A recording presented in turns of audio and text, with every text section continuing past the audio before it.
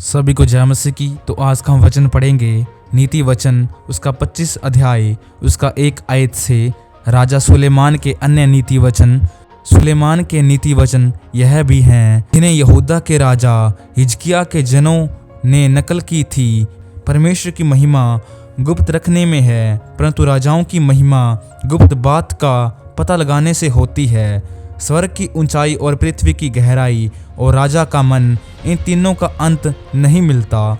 चांदी में से मेल दूर करने पर वह सुनार के लिए काम की हो जाती है। राजा के सामने से दुष्ट को निकाल देने पर उसकी गद्दी धर्म के कारण स्थिर होगी। राजा के सामने अपनी बड़ाई न करना और बड़े लोगों के स्थान में खड़ा न होना, क्योंकि जिस प्रधान का तूने दर्शन किया हो उसके सामने तेरा अपमान न हो, वरन तुझसे यह कहा जाए आगे बढ़कर विराज। झगड़ा करने में जल्दी न करना, नहीं तो अंत में जब तेरा पड़ोसी तेरा मुंह काला करे तब तू क्या कर सकेगा। अपने पड़ोसी के साथ वाद विवाद एकांत में करना और पराये का भेद न खोलना। ऐसा न हो कि सुनने वाला तेरी भी निंदा करे और तेरी निंदा बनी रहे।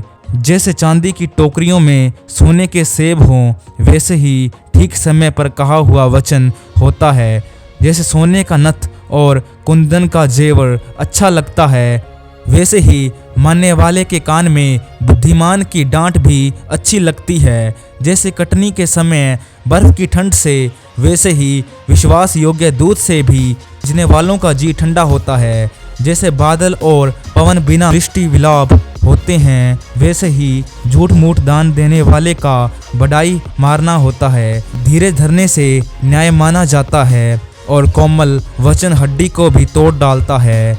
क्या तूने मधु पिया तो जितना तेरे लिए ठीक हो उतना ही खाना, ऐसा न हो कि तू अधिक खाकर उसे उगल दे। अपने पड़ोसी के घर में बारंबार जाने से अपने पाँव को रोक, ऐसा न हो कि वह खिन्न होकर घृणा करने लगे।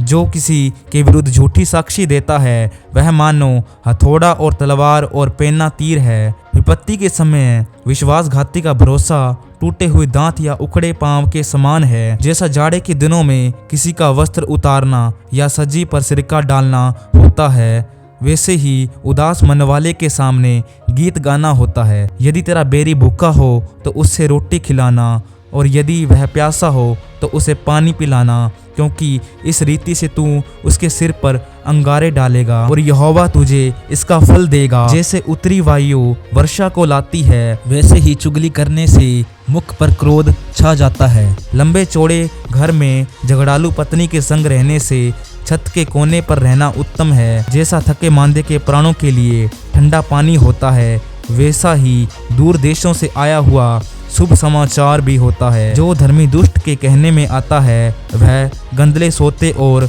बिगड़े हुए कुंड के समान है। बहुत मधु खाना अच्छा नहीं, परंतु कठिन बातों की पूछताछ महिमा का कारण होता है। जिसकी आत्मा वश में नहीं वह ऐसे नगर के समान है जिसकी सरपना घेराव करके तोड़ दी गई हो। तो परमेश्वर इन वचनों के द्वारा आप सभी को आशीष करे। सबको जय मसीह की। God bless you.